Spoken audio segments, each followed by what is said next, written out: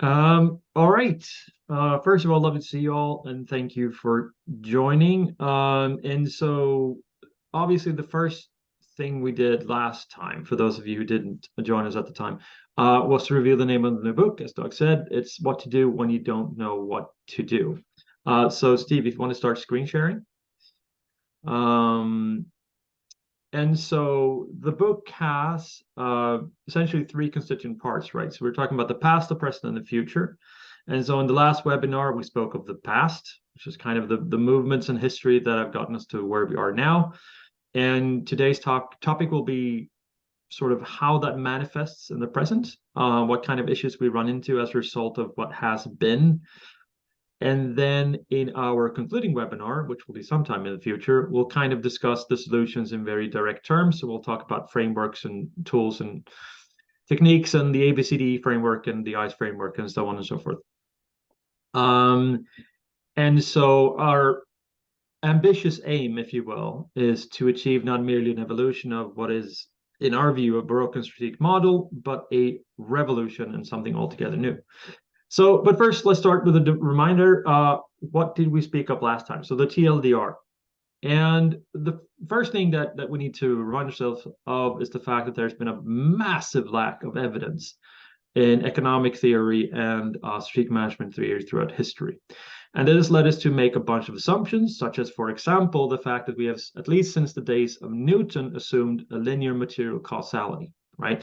And that's to say basically that we may do things and other things, predictable things, will happen as a result. And we saw this in neoclassical economic history with things like general competitive equilibrium.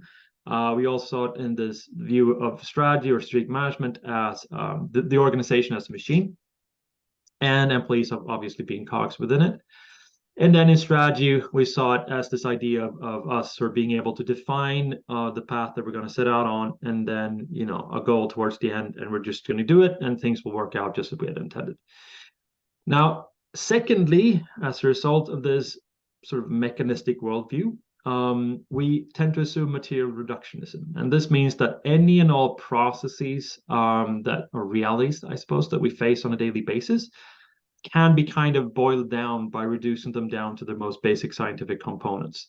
And from this follows that we may also aggregate. So if we can go from the top to the bottom and the bottom to the top. In other words, by observing parts, we may understand the whole. And as a result of this material reductionism, we tend to believe in what is called social atomism. And that is to say that we assume that the primary unit of analysis is the individual, and that teams and organizations, and you could argue even society itself, are just aggregations of individuals, right? And we saw this with Frederick Winslow Taylor, for example, when we spoke of optimizing employees and believing that the whole of the organization would work better as a result. And unsurprisingly, I suppose, this all leads to a rather, let's call it engineering-based view of the world and what we call the problem paradigm. So I think for most of us who work with strategy, and I've worked with strategy for some time, we have this core assumption that strategy is perhaps more than anything a tool with which to solve a problem, right? So we almost take it for granted, as if it basically cannot be done any other way, because, you know, that's all how it's always been done. And as a result, you could argue that, I suppose, our minds have kind of enthralled by the ideas of yesteryear. And it is entirely understandable why they are, to be fair, because if you think back through your lives, the moment we leave kindergarten, we are told by our teachers that, you know, for every question on the test, there's a correct answer, and we should know it. And if you don't, we know we should have studied harder and we should have done our homework. Then we move into university, and our professors, they kind of repeat the tale, right? So for every question on the test, there's a correct answer. We should know it. If we don't, we should have studied harder. We should have done our homework. And the reason why we keep getting told that there is because that's kind of, you know, the way it has been, and the fact that the public educational system is very strongly influenced by, quote unquote, the core subject, mathematics and physics. And these core subjects, in turn, have been mandated by markets, really. Well, I mean, I say markets. We'll go back to 19th century and the Industrial Revolution, and you basically realize that the public educational system, which is in place in most corners of the world, was essentially created to meet the demands and needs of industrialism. The problem is that we're still stuck there. And so when we eventually move on from university or schools or MBA programs or whatever it is, we face a reality in which we assume that there's a correct answer because that's what we've been told all the time, right? Every situation that we face, a strategist can be defined as a problem. That's what we think. And by now, we kind of instinctively feel that it's true, especially if you work for agencies or consultancies. We kind of assume, why would companies pay us the big bucks if we didn't be there to solve business problems, right? The problem with problems, so to speak, is that it only requires a moment's thought to realize that this assumption is kind of wrong. And so, in admittedly very simplistic terms, and I am being simplistic for a point because it sort of behooves the overall argument, but you can basically range problems on a graph such as this. So on the y-axis, we have difficulty. On the x-axis, we have change. And so, of course, problem solving is contextual. So you have to think about change in relation to what and difficulty in relation to what and so on. But anyway, so if we have no change and no difficulty, right, or low change or low difficulty, there's essentially no problem to solve. We deal with it all the time. So we just do it. It is routine. If there is no change, but the problem is really, really difficult, essentially we just have to try again, right? Eventually we will solve it. It's all about perseverance. And most traditional strategic doctrine sits on this left-hand side of the graph. We kind of assume that we can define the problem, and ultimately that the problem doesn't really change. We can define how to win in the marketplace, and that how, so to speak, will last us until the days of forever. But I would argue that most companies, well, probably all companies, face change to one degree or another. So we have to introduce change. So if you then start looking on the right-hand side of the graph, we have problems that are, at first, they're simple, but they're constantly changing. So we have to adapt.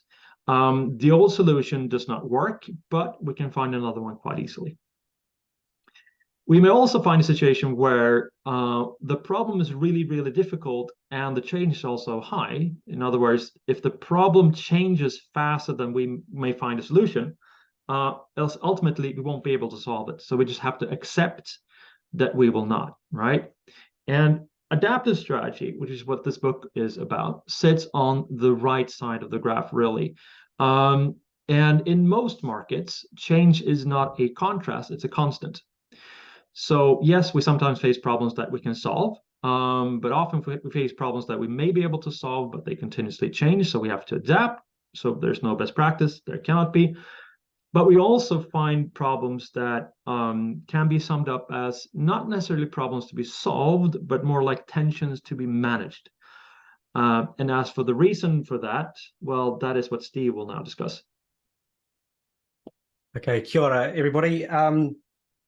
The reason, I guess, is that most of the systems that we work in as humans, and particularly in our organizations, are what we would describe as complex adaptive systems.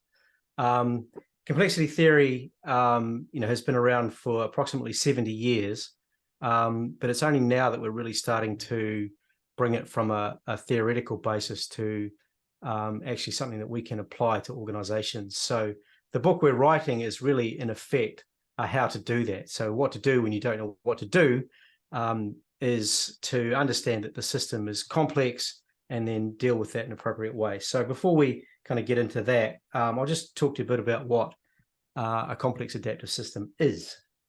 So firstly, it's a system of what we might call dynamic network of interactions. So the basic example of that is if you go to a party and you want to have a good time, then you have to interact with people, and that interaction is a dynamic event.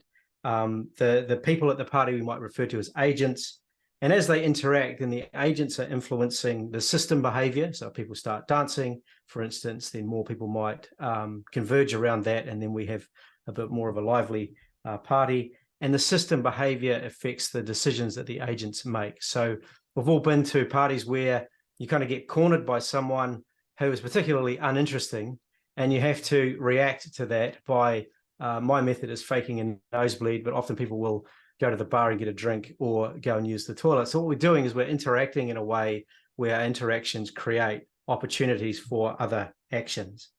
And these drive the system behavior at a level that is what we call emergent. So emergent there is a property found in the system that's not found in any of the agents. So a good example of emergence is you may dissect a comedian, but you'll never find their sense of humor. The sense of humor is an emergent property of that person's interaction with the audience and that person's interaction with the stimulus that they use for their material. Complex adaptive systems have what we call nonlinearity. So that's the what you might think of as the butterfly effect, where small changes in one part of the system may manifest into very large changes either in the system as a whole or in part of it. And the opposite's also true, which is a point a lot of people miss. Massive changes in one part of the system may have no change whatsoever for the system as a whole. And this gives us the idea that complex adaptive systems never really settle into an equilibrium, which I think to JP's earlier point really attacks or undermines the classical sort of economical theory of equilibrium. It also means that we can't reduce the system to its component parts in order to understand it. So you couldn't take all of the individuals out of the party and talk to them and then work out how the party's going to evolve, or whether or not people are going to dance, or whether or not people are having a good time. The system itself will have properties that none of the agents have on their own. JP. Right. So yeah, and so historically, I mean, complexity is not new, right? It's just that in the grand scheme of things, I mean, as Steve mentioned, complexity science has been around for about 70 years, but that is in the grand scheme of things not very long.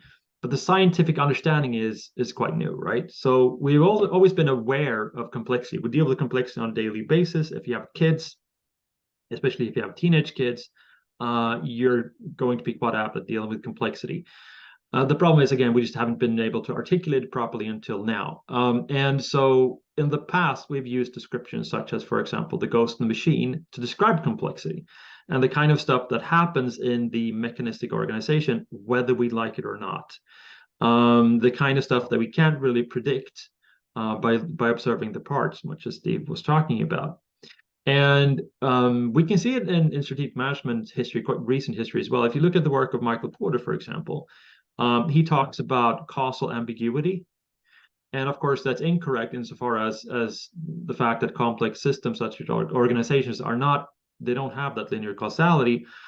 But when he talks about the fact that causal ambiguity is really what creates the sort of the true competitive advantages in the market, we think that he's correct. So it's about essentially managing complexity.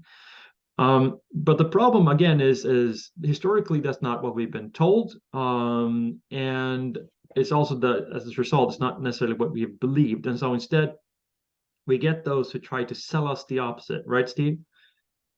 Yeah. So one of the things that we do as human beings is this idea of trying to minimize surprise. So we interact with the world in a way that minimizes the amount of surprise, or we take the path of least uncertainty. And that's this comes out of the work from Carl Friston around the free energy principle, where in his theory or his view is that organisms of all types, from a single cell to a group of human beings, will reduce uncertainty by making predictions about how the world works and then updating those predictions through action. So one of the key tenets to the idea of adaptive strategy is about how do you interact with your environment in order to minimize the amount of surprise in it. And that's a nice way of saying through our interactions, we will find ways to create value and ways to maximize value. So Carl Friston effectively says that in order to minimize surprise, there are only three things you can do. First of all is to suppress it. So a good example of suppressing surprise is road rules. So we all drive on the road.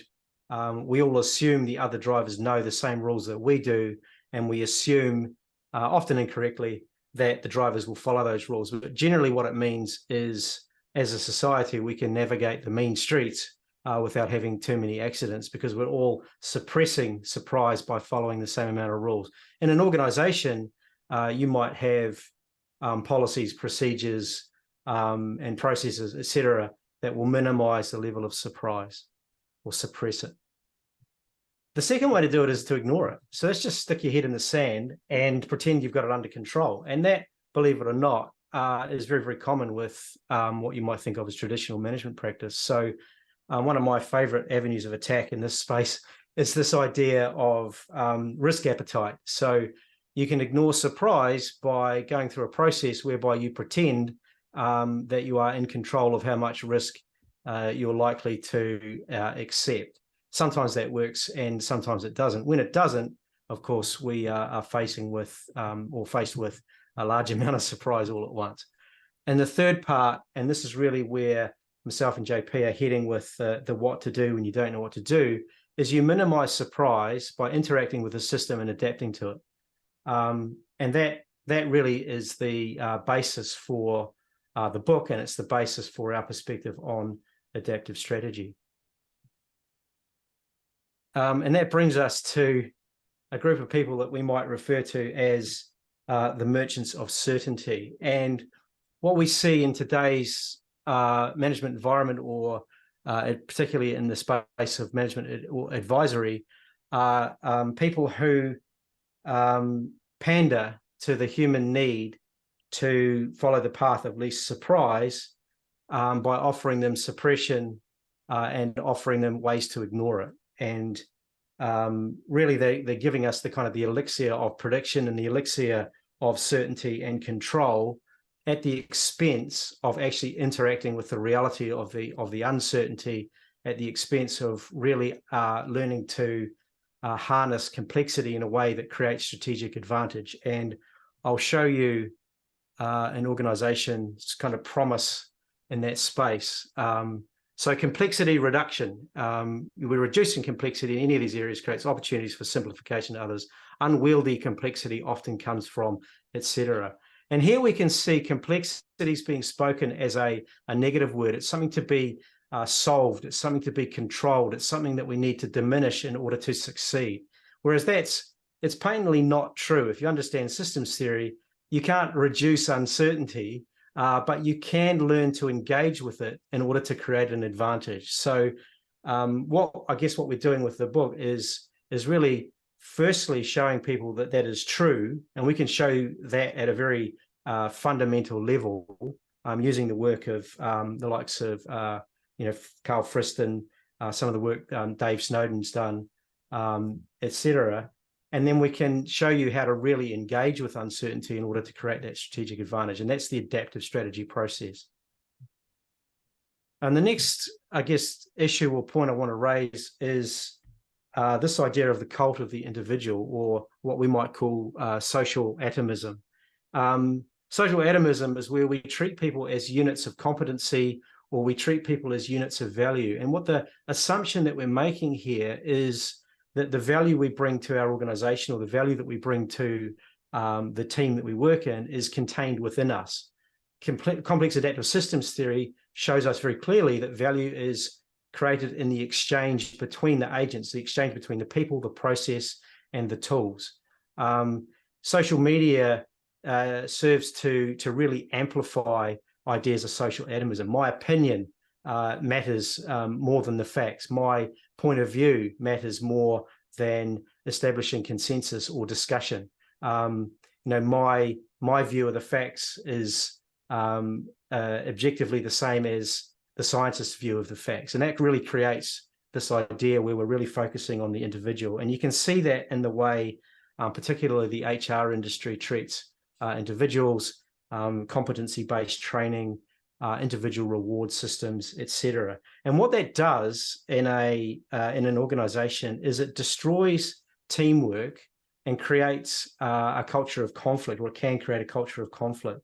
What we need, what we get when we have that, is a diminished adaptive capacity. So our ability to respond to some of these big strategic challenges is severely diminished if we don't learn how to work as teams, if we don't understand why culture is so important, if we don't establish what we call a shared ego. So if you make a mistake, I've made a mistake.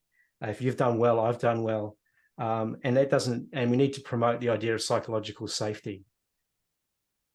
Okay, JP, talk about perspectives. Right. So another issue with the cult and the individual, which is something that Steve has already sort of alluded to, is that it implicitly assumes that if we just train individual employees and we get them to make all the important decisions, then basically we can limit or thin out the margin for error, rather the chance that we're going to make an error.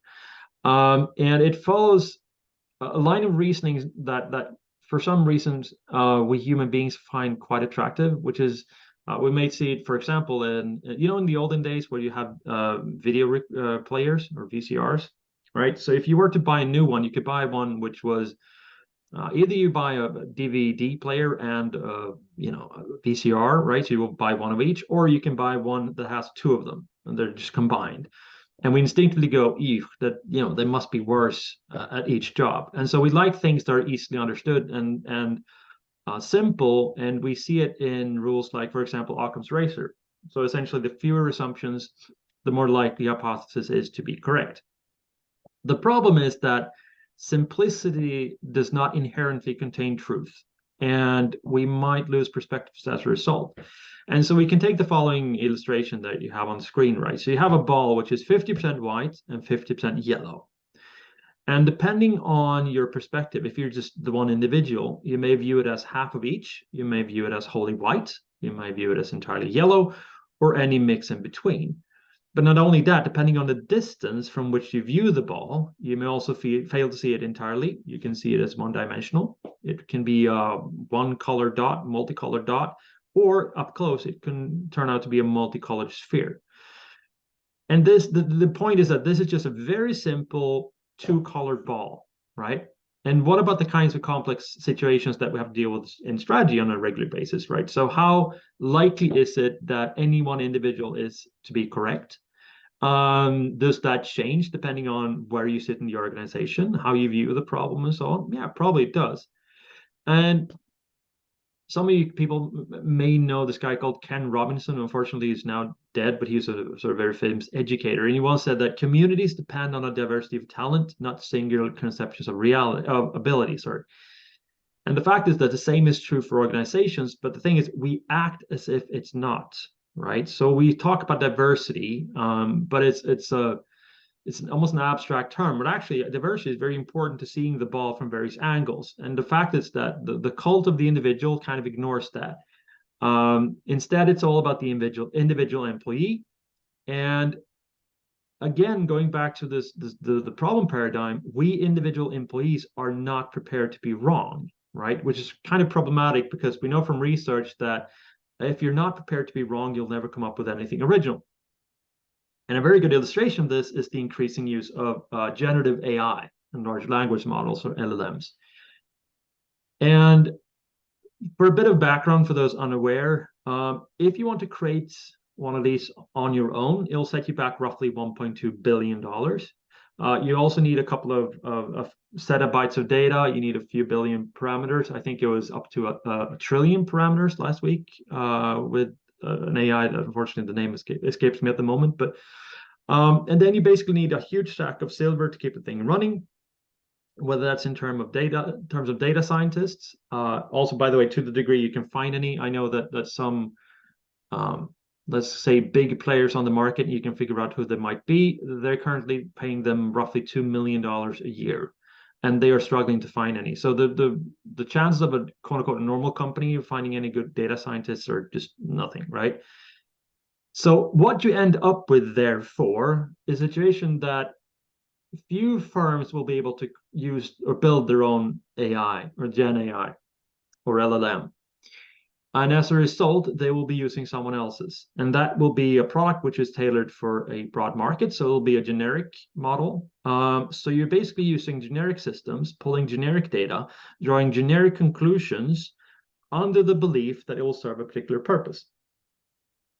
And so what you end up with instead is something that's entirely predictable, built from a lowest common denominator, what has already been done, because you can't pull data from the future. And as a result, it's only at best a way in which you may become average, right? So if you're below average strategist, then yes, you may use an AI to create your strategy, provided you can get anyone to execute, I suppose, because it's one of those things. People never seem to ponder why anybody would bother to execute a strategy that nobody could be bothered to create. But I suppose it's a side point.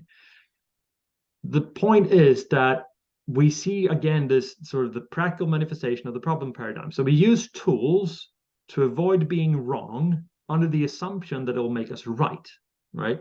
But in reality, it merely makes us average, and thus kind of defeats the purpose of strategy, which is arguably to help the organization create above average returns in a relevant context. And so we kind of see how this all now sort of sums up. So we get the problem paradigm, the idea of us being able to, through linear material causality, impact our environment, and our sort of our want to not be wrong, and so on and so forth. So what does it all amount to, Steve, if we were to sum this all up?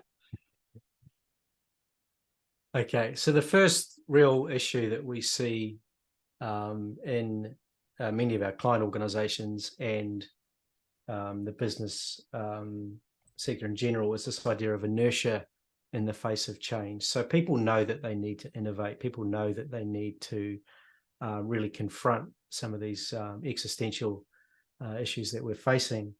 But we're trapped with a return on investment mindset, a show me the data mindset, a slow decision-making process that relies on kind of gateways. There's heaps of people that can say no, but very few that can say yes. We're constrained by narrow objectives. We're constrained by, the creation of shareholder return.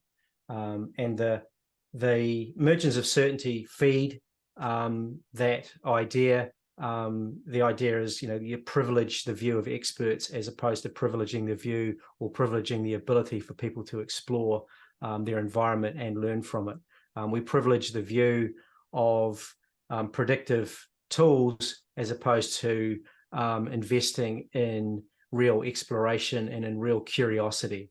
And that brings us to the suffocation of innovation. So in our view, organizations don't die through lack of sparks. Innovation doesn't die through lack of sparks. It dies through a lack of oxygen.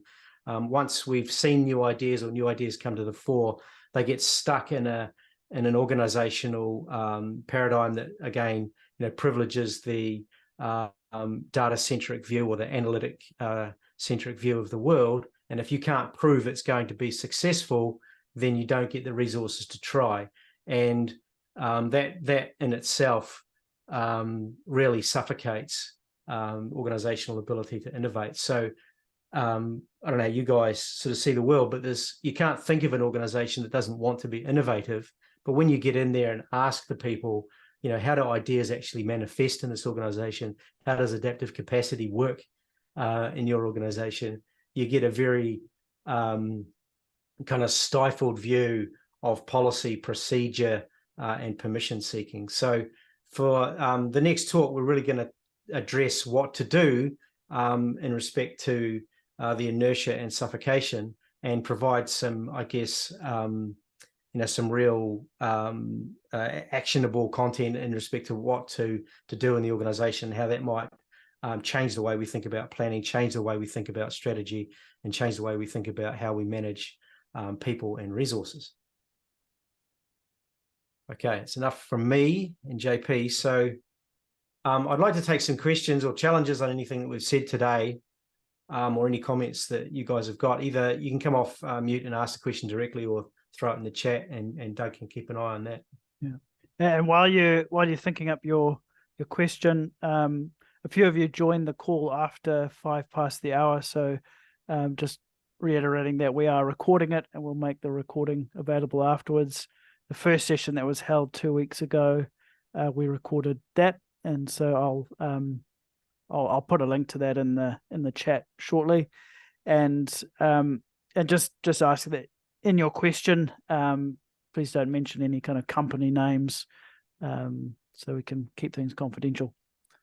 Thank you. Any questions? Feel free to put them in the chat or to come off mute and ask.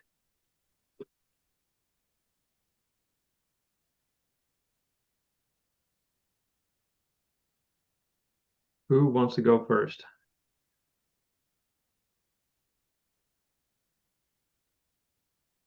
I'll ask a question. This is Tim, joining you from the early hours of in the East Coast United States.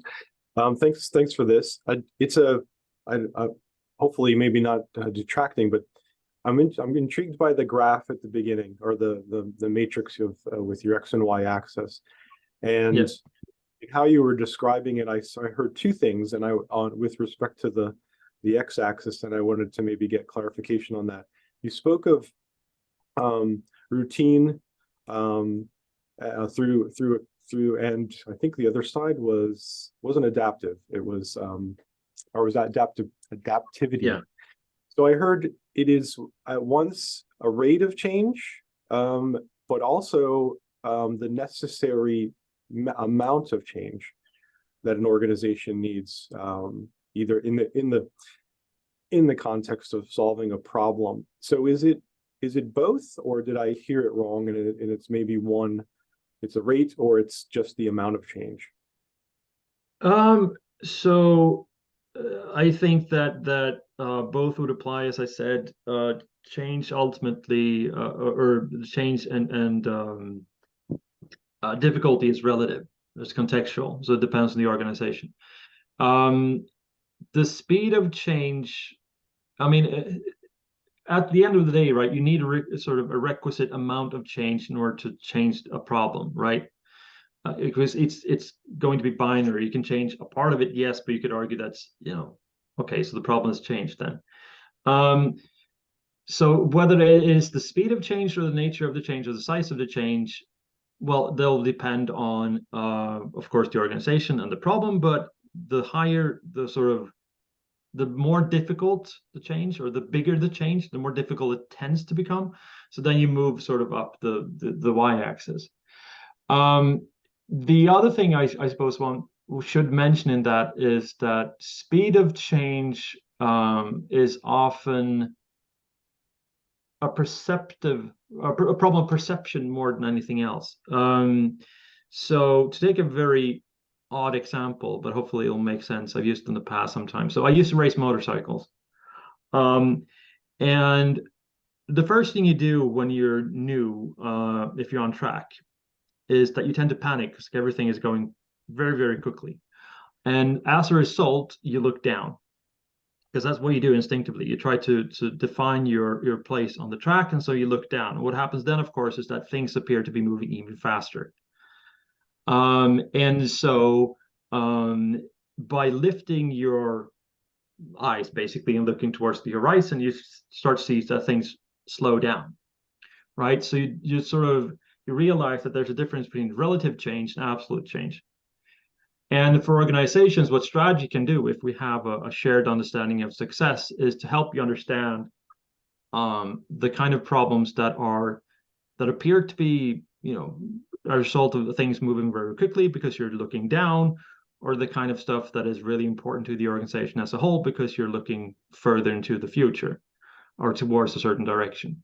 So again, if I'm not sure whether that answers your questions, but again, the amount of change, it ultimately is what was important, because if it's small enough change, even if it changes all the time, who knows, you might not need to change what you do at all. If you drive to work every day, every morning, the traffic will be different.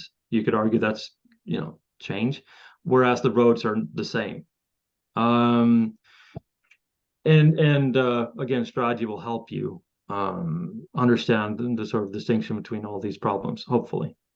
Steve, any thoughts while I'm rambling on incoherently? I guess my rule of thumb in complexity is, if you need to change quickly, then you need to increase your tempo of experimentation. If you need to change broadly, or a large change, then you need to expand the breadth of your experimentation. And what we've seen particularly around some of the issues with climate change in this part of the world. We're affected a lot by it, is we've actually shifted from, years ago, we've probably had a broader set of things we may have done, and now actually it gets narrower because the issue gets closer sort of temporarily. Did that help, Tim? Yeah, I like that, and I love the analogy of the racetrack analogy of looking out ahead through the curves ahead of where the curves, where the car or the motorcycle is going to be, as opposed to what it is right now, which is a common. I recognize that, JP. So yeah, thank you. Okay, cool. Anyone else? I was just wondering whether there was a slightly tricky thing with the motorcycle analogy. Hi, JP, how you doing? Which is, that's assuming that the track is not changing, but yes, the track is changing in the business landscape, and there's a countervailing problem with problems, but a situation that I've seen teams get stuck in all the time, which is they're so busy looking up at the vision in the future that they miss that there's a load of pitfalls right in front of them, and so the motorbike then just smashes into something that they could have avoided if they were looking down a little bit more carefully, because it's not a clear racetrack. You're probably in the mud and having to pick your way through it. Yes. So absolutely. So what I've argued there is, in any organization, right, what you're going to have is people working on different levels, right? So I made the point before of saying that executives sometimes say that their employees fail to see the forest for the trees, while the executives, they fail to see the trees for the forest. So you need that interaction between the two, right? To use the racing analogy, you use your peripheral vision if you're up top, but you obviously, yes, you need to interact with the environment. You need to listen to the people actually working on the ground. And then to Steve's point as well, you tend to strategically separate the kind of stuff that you've always been doing and that kind of to work, even though that obviously will change and adapt over time. And the experimentation, the kind of stuff you do at the edges where you're trying things out and you're trying to get a feel for the environment. Then over time, ideally, using work such as your own about pivot triggers and estuarine mapping, we try to get a feel for, okay, so this thing works and we might be able to scale it, and then we scale it over time, and then it becomes the kind of stuff that we've always done. So again, you're absolutely right. It's about that continuous interaction between, because that's also the thing, when you're racing, it's not just your eyes, it's the feel of the bike on the ground, and it's wind and all of those kinds of conditions. So yes, you're absolutely right. I'll add more context to my point in the future. I'll jump in and give you an analogy that was created by a colleague of mine who may or may not have been grown up in Southern Africa. And that is this idea of safari mode. So when you're driving down the highway, you just want to get to where you're going. You've got no real need to see anything other than the road ahead and get to your destination. So it's fairly clear. And anything that distracts from that is a problem. So roadworks or other vehicles. Whereas in safari mode, you have a shared understanding of success that is a little bit more ambiguous. And that is, I want to engage with nature. I want to see and observe some of, say, the larger animals, etc. So what we do is we slow down and we really pay attention to our surroundings. And then if we see something like vultures circling in the distance, we then change or adapt our plan to then take advantage of that opportunity. And that's where, so we're still in safari mode, we've still got an objective in mind, but how we reach that objective becomes a consequence of how we interact with our environment. We don't drive through the safari park at 100 kilometers an hour. We slow right down to 20 kilometers an hour so that we can observe more, see more, and interact in a way that creates more value. Thanks, Doug. That was a good explanation. Thanks, Steve. Yeah, good, mate.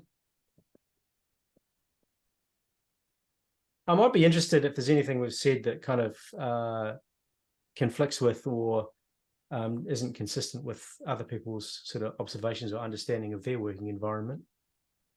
You want to discuss that? Would be interesting to me.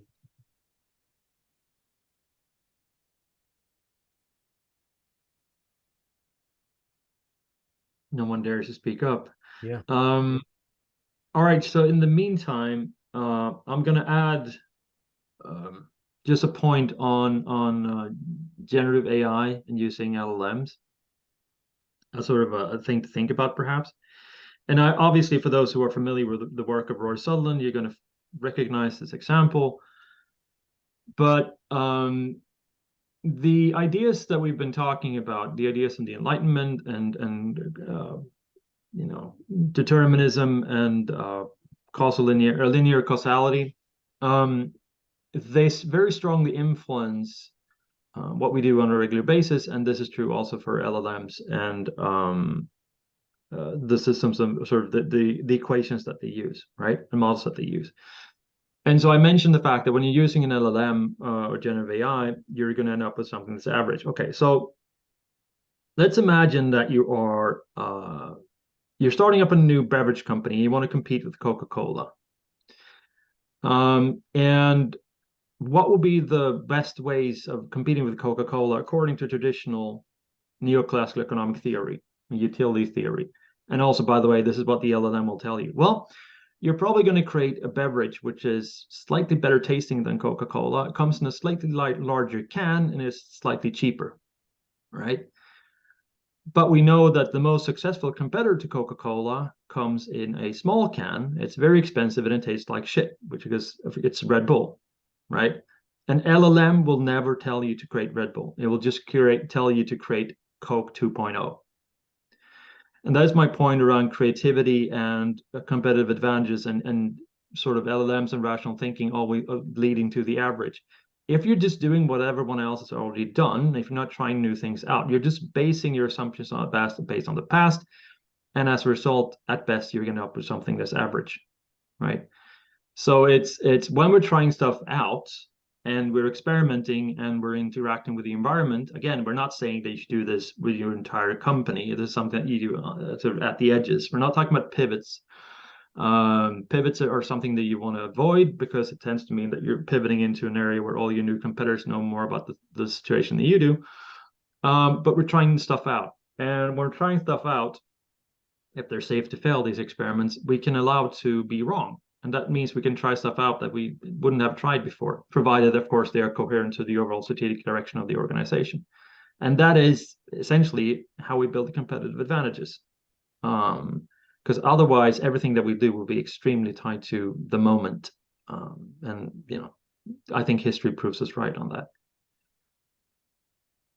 Just on the AI area, there's two things. One is grab ChatGPT and ask it to write a strategy for your organization and be as specific as you like. And take a look at the result. And if that is similar to your actual strategy, then you're going to be mediocre at best. And you want to say, what can we do, to JP's point, or what could we do that isn't on this ChatGPT response? Because our competitors are doing all of that other stuff as well. So we can use generative AI to create the mediocre strategy to challenge you to do better. So we actually do that with our clients. The second one is I haven't really got time to explain it now, and I think anyone that says they can explain it in great detail is probably a liar, is Carl Friston's work on active inferencing. So as I mentioned before, humans have a hypothesis about how the world works, and then we act in order to confirm that hypothesis is generally how it works. The AI community are seeking out the likes of Carl Friston to use active inferencing in the next generation of AI. And what that means is the thing that will kill ChatGPT already exists. So we've seen a very early prototype of active inferencing AI, an AI that mimics the way humans interact with the world in order to learn. ChatGPT can't do that. It has a large language model, it has a need, as JP said, for large amounts of data. Active inferencing AI can start with basically a nil hypothesis, interact with the world, and rapidly learn how it works. So that's more like an adaptive strategy, whereas generative AI is more like a traditional command and control strategy. So this stuff's moving really, really fast. If you're not engaging with AI in a way that has or could create value, then you will be left behind.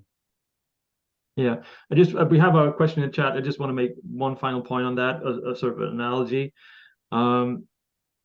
If you look at catering, right, there are kind of two quality standards. There's fast food where everything is standardized, and there's Michelin star awarded food where everything is tailored to local context. And in strategy, especially if you use LLMs or such like, what you do is the equivalent of McDonald's, or the belief that it is anyway, right?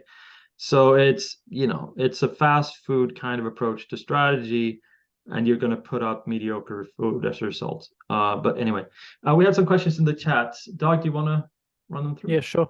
So Louis' question is, in terms of the implementation of adaptive strategy, because organizations are complex adaptive systems and thus these interactions between actors are so important, who ultimately implements strategy, or rather who initiates the experiments? The assumption is that it's a single person or a small group of people, but that runs into a series of issues, including the perspective issue as well. Steve, do you want to talk to that first, and then JP? Yeah. So one of the key parts of an adaptive strategy is this idea of a shared understanding of success, which gives us a direction of travel. The role of leaders in the business, once we've established a direction of travel, is to, and I call it lowering the energy cost of experimentation, which in effect means, and I'm going to use another one of Doug's analogies here. Thank you, Doug. There's this idea of the river of autonomy, mastery, and purpose. People can be autonomous in respect to their action if they understand the purpose or the direction of travel and have mastery, i.e. they're good at what they do. And then what we're hoping to get in the implementation of this, or we call it the activation, is people who can then self-organize around a shared understanding of success, or you might want to call that a mission if you're in the military, and then do what they need, or do what needs to be done in order to move at the right direction at the right tempo. Now, in terms of scale, we're starting to think about a domain of control. So if you're at a very low level of the organization, your domain of control is generally quite small, and you're very generally quite constrained about the types of things that are, to our point earlier on, adjacently possible for you. If you're higher up in the organization, then you tend to make more strategic type decisions, and your experiments might actually be larger. So for instance, a large organization might buy a small tech company as an experiment to see what they can learn, to see what they can do to create value. At an individual level or organizational department level, you might hire a new person in order to see. So a good example is, if you want to think about resilience, then hire someone with a degree in biology and see what they can teach you about resilience, because resilience comes from the it's a ecological term. So that might be an experiment for you guys. So the real answer there is in an adaptive strategy, we're trying to sort of democratize action and have people move in the right direction at the right tempo and act within their domain of control. I hope, Louis, that answers your question. Yeah, I was just going to add that if one uses the ABCD framework, so basically you would have that shared understanding of success. That would be your aspiration. Then you define the outer boundaries of what is permitted to do in the organization. So that'll be the B's. You could think of it as the difference between, in traditional strategy, drawing a line in the sand and then basically telling all your employees to stand on it in the name of so-called alignment, and drawing two lines in the sand and telling them that you can't go outside of those lines, at least not at the moment, but you're free to act within them. And then within that, as long as you act coherently, in other words, that you have some kind of reason for why you want to run your experiment, and you're dealing with something that is complex, and you have an idea of whether that is actually going to move the organization in the right direction at the right speed or at the right tempo, then you're giving a small sum of money to do that. I mean, again, we're talking about safe to fail experiments, and safe to fail experiments, to Steve's point, that can be buying a tech firm, but it could also be, running an ad campaign or, developing a new prototype. It depends on the context.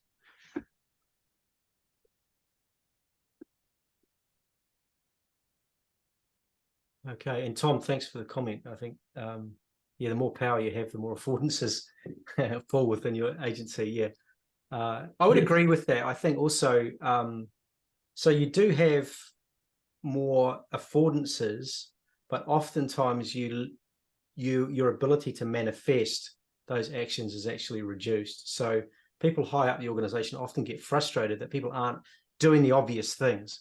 That's what I would do if I was in their place. You see it all the time. So when we talk there's a about classic one of those, which is look, I just want you to use your intuition to come to my conclusions. That's right. That's all I need. Absolutely right. Yeah. So we talk about adaptive capacity and then the manifestation of that capacity. And often it's the manifestation where they have problems. But it's a good point. So thank you for making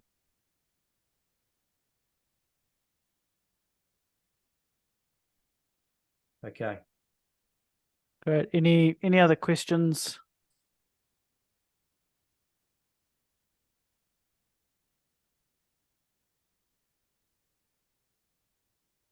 All right. If there aren't any, yeah, I was just wondering. A question of my own was where have you seen, like, what are some examples when you talk about minimizing surprise? What are some of the examples you've seen around suppressing and ignoring?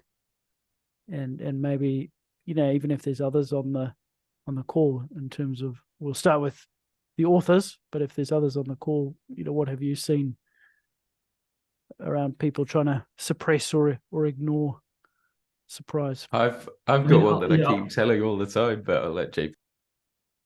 No, go ahead, Tom. This was a few years ago, and it's where all of the stuff that JP mentioned that I work on now sort of was birthed out of. And it was, I've always been a designer and a researcher. And I thought, research, great. We can use that to change these bad projects that are wasting everyone's time. And then I was in a company where I built the research capability, and we had researchers and a team set off with organizational blessing to build a particular type of car loan. And it was for a specific type of customer that they could see would exist in the market.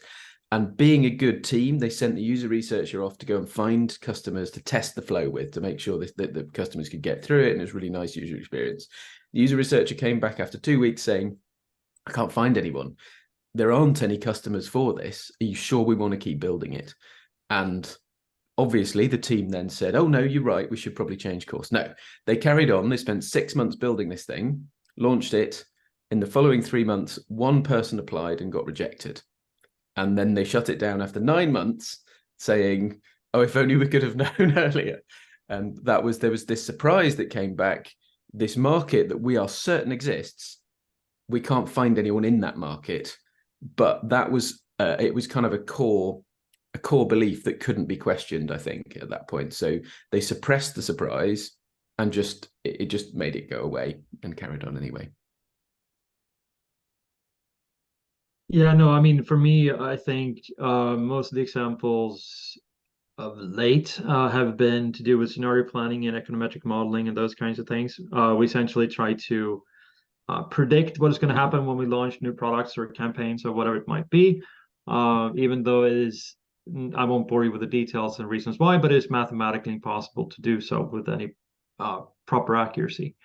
So, I mean, models are a good example of that. My favorite example of the impossibility of models, and I suppose it kind of contradicts my point on Occam's razor, but there is, I'm not sure whether they do it annually, but there every now and again the U.S. Finance Department have these competitions, right, where a lot of tech companies are asked to provide models that will predict the GDP growth. And so and they're essentially competing against the U.S. Financial Department, which run the most advanced models on the market, the most advanced supercomputers, blah, blah, blah, blah. And what they've found is that the most accurate model to predict GDP growth is the very naive model, which just simply says that what's going to happen in the next quarter is probably what happened in the last quarter, right? That's basically it. So it goes to demonstrate that, again, heuristics might be more accurate than models, and we can't really predict the future, even though we think we can. And it's not a matter of computational power, and because of the principle of J is impossible, whatever else, but nonetheless, there you go. I think Steve will have a lot more funny examples than I do. Steve? Yeah, I mean, I sort of attack the merchants of certainty quite often, mostly because it's good fun. But it's actually, I guess, for me, I've been doing a bit of work in risk management recently, and a good way to really ignore surprise is a likelihood consequence matrix.